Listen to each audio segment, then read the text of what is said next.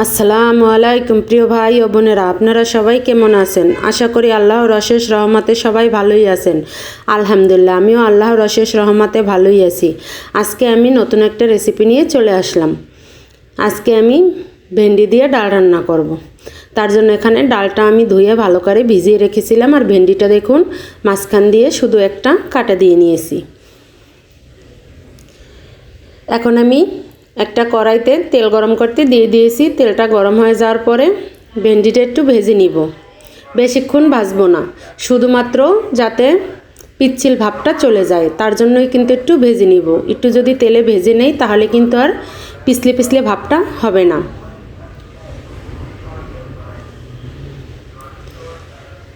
কালারটা ঠিক রেখে অল্প একটু ভেজে নিব। যে সকল ভাই বোনরা আমার ভিডিওটি দেখা শুরু করে দিয়েছেন, প্লিজ একটা লাইক দিয়ে ফুল ভিডিও কন্টিনিউ করবেন। আপনার একটা লাইক আমার জন্য অনেক মূল্যবান।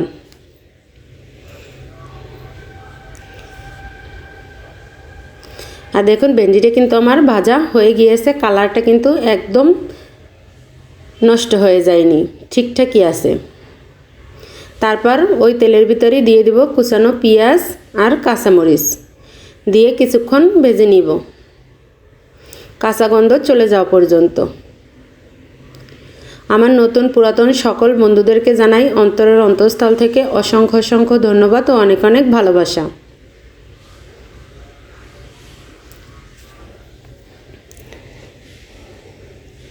এখানে একটু তেল কম হয়ে গিয়েছিল, তার জন্য কিন্তু আমি আর একটু তেল দিয়ে দিলাম।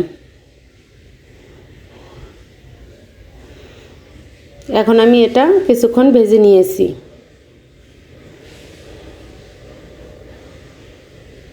এর ভিতরে আমি দিয়ে দেব 1 চামচ আদা রসুন জিরা বাটা। যেহেতু আমার তরকারির পরিমাণটা কম তার জন্য পরিমাণ অনুযায়ী দিয়েছি। এখন আদা রসুনটাও কিছুক্ষণ ভেজে নিব, কাঁচা গন্ধ চলে যাওয়া পর্যন্ত। তারপর দিয়ে দেব স্বাদ মতন লবণ। লবণটা দিয়ে মশলার বাটিটা ধুয়েই একটু পানি দিয়ে দিলাম। এখন এতে আমি একে একে সব ধরনের মশলা অ্যাড করব। এখানে আমি দিয়ে দিলাম 1 চামচ পরিমাণ ধনিয়ার গুঁড়া, আর দিয়ে দিলাম একটু মরিচের গুঁড়া, যেহেতু আমি কাঁচামরিচ দিয়েছি।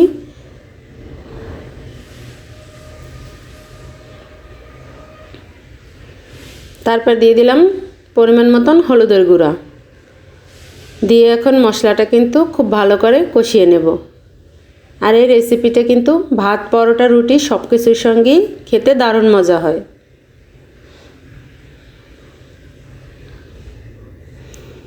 আর বাচ্চাদেরও খুব সহজেই খাওয়ানো যায়। মশলাটা কষিয়ে এখন আমি ডালটা দিয়ে ভালো করে কষিয়ে নেব। আমার ভিডিওটা যদি কোনো নতুন বন্ধুদের কাছে ভালো লেগে থাকে চাইলে আমার চ্যানেলটা সাবস্ক্রাইব করে পাশে থাকা অল বাটনটি বাজিয়ে রেখে দিতে পারেন। আমি কোনো ভিডিও ছাড়ার সঙ্গে সঙ্গে আপনাদের কাছে নোটিফিকেশন চলে যাবে, আপনারা আপনাদের সময় সুযোগ মতন দেখে নিতে পারবেন। তারপর দেখুন ডালটা কষিয়ে কিন্তু আমি এখানে পানি দিয়ে সিদ্ধ করে নিয়েছি, সেটা স্কিপ হয়ে গিয়েছে।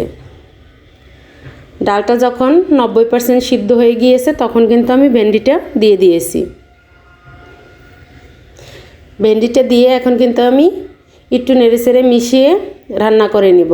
আর বেশিক্ষণ নাড়ানাড়ি করব না, বেশি ঘাটাঘাটি করলে কিন্তু ডালটা গলে যাবে, খেতে কিন্তু ভালো লাগবে না। ডালটা এরকমের আস্তে আস্তেই থাকবে।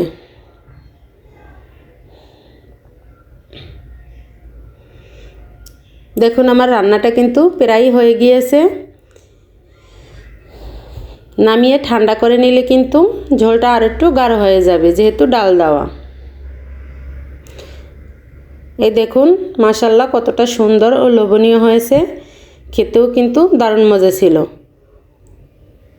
আপনারাও একদিন এভাবে রান্না করে খেয়ে দেখবেন।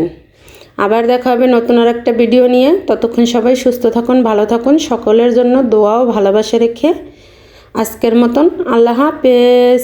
আসসালামু আলাইকুম।